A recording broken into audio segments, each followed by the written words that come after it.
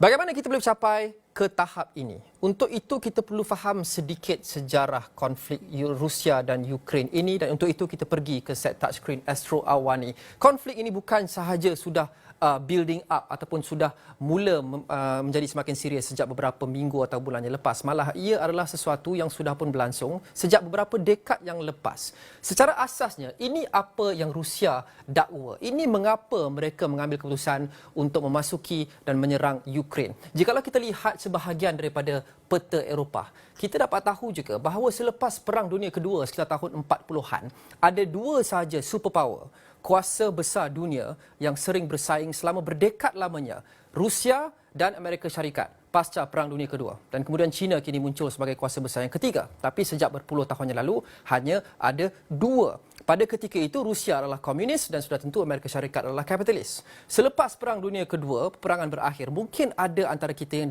pernah dengar dengan istilah Perang Dingin. Ia adalah persaingan antara Rusia dan juga Amerika Syarikat untuk mengembangkan pengaruh mereka di serata dunia. Dan untuk itu, negara-negara barat diketuai oleh Amerika Syarikat membentuk NATO, Pertubuhan Perjanjian Atlantik Utara, yang dianggotai oleh banyak negara Eropah seperti Amerika Syarikat sudah tentu, selain Eropah, United Kingdom, Perancis, Jerman, Itali, Spanyol dan banyak lagi. Tapi dalam tahun-tahun kebelakangan ini, keanggotaan NATO ini, iaitu satu pakatan ketenteraan, semakin dikembangkan oleh Barat menghampiri ke Rusia. Kita ada negara seperti Bulgaria dan juga Romania yang sudah pun menyertai NATO. Dan kemudian kita ada juga Latvia dan Lithuania di atas ini. Dan jikalau kita lihat, ini adalah negara-negara yang semakin lama semakin hampir dengan pintu sempadan Rusia.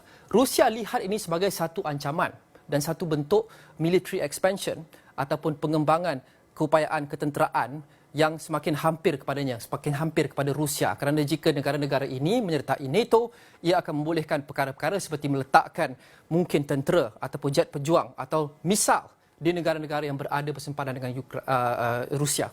Dan kemuncaknya adalah dicapai apabila akhir sekali NATO ingin memasukkan Ukraine ke dalam persatuan itu, pertubuhan itu. Ukraine sudah tentu adalah negara yang bersempadanan dengan Rusia. Ini adalah kemuncak bagi Rusia, tidak boleh lagi mereka tolak ansur kerana ini dianggap sebagai aggressiveness ataupun aggression Barat terhadap Rusia semakin mengembangkan payung ketenteraannya berhampiran dengan negara itu. Dan sudah tentu kita lihat sejak beberapa minggu lepas, Rusia meletakkan semakin ramai tenteranya, semakin banyak armadanya termasuk misal dan kereta kebal dan kereta perisai dan sebagainya mengepung Ukraine sejak beberapa minggu yang lepas. Termasuklah di negara jiran Belarus, iaitu negara sekutu Rusia yang diperintah oleh seorang diktator.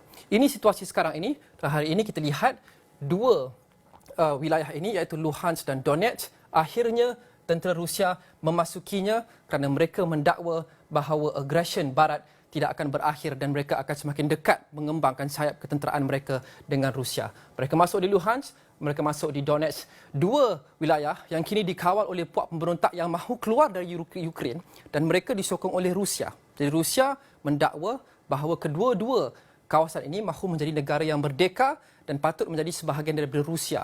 Malah Rusia menganggap Ukraine juga adalah sebahagian daripada Rusia yang hilang daripada genggaman negara itu selepas kejatuhan kesatuan Soviet pada tahun 1989. Itu situasi hari ini dan bagaimana kita sampai kepada situasi hari ini. Dan hari ini, inilah realitinya. Keupayaan ketenteraan Rusia sudah tentu jauh melebihi Ukraine. Ukraine hanya mempunyai kira-kira 200,000 tentera aktif, hampir berbanding dengan hampir 1 juta yang dimiliki Rusia. Rusia ada 2 juta lagi tentera reserve, tentera simpanan yang boleh dikerahkan. Kenderaan perisai ada 30,000, lebih 2 kali ganda daripada Ukraine. 12,000 kereta kebal, jauh melebihi Ukraine. Seperti yang kita lihat di sini, angka ini menceritakan dengan sendiri. Helikopter penyerang, jet pejuang, dan Rusia membelanjakan setahun lepas $61.7 bilion untuk pembelanjaan ketenteraan berbanding kurang 6 bilion Ukraine. Jadi apa yang Ukraine perlukan sekarang adalah pertolongan daripada negara-negara Barat dan juga NATO untuk menyokongnya dari segi ketenteraan dan juga perkara-perkara yang lain. Dunia mahu elak peperangan, Eropah mahu elak peperangan. Apa yang mereka boleh lakukan ialah menghukum Rusia dengan mengenakan sekatan-sekatan ekonomi untuk cuba melumpuhkan ekonomi Rusia dan mungkin memujuk Presiden Rusia untuk akhirnya menarik keluar tentera daripada Ukraine.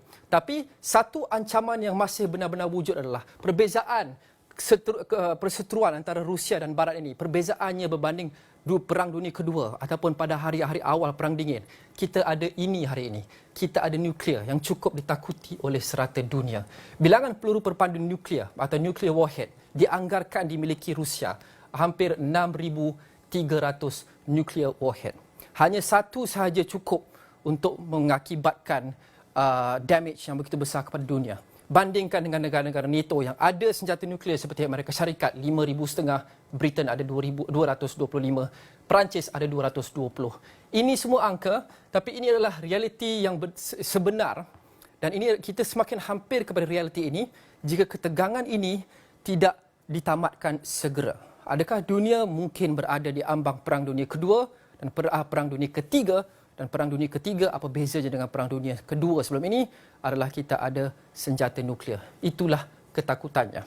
Tapi negara di serata dunia, khasnya Barat, masih lagi cuba untuk mengambil pendekatan tanpa ketenteraan. Presiden Amerika Syarikat mengecam serangan tanpa provokasi dan tidak wajar oleh tentera Rusia susulan letupan yang dilaporkan berlaku di Ukraine. Joe Biden berkata, Presiden Vladimir Putin pilih perang yang akan membawa kerugian besar nyawa dan penderitaan manusia. Biden menambah, Rusia bertanggungjawab terhadap kematian dan kemusnahan yang dibawa akibat daripada serangan tersebut. Katanya Amerika Syarikat dan sekutunya akan bertindak balas secara bersama dan tegas serta Rusia akan dipertanggungjawabkan. Biden dijangka mengumumkan langkah susulan mengenai tindakan yang akan diambil terhadap Rusia dalam serangan tersebut. Tetapi apa yang pasti adalah kita masih lagi tunggu dan lihat. Dan untuk Malaysia,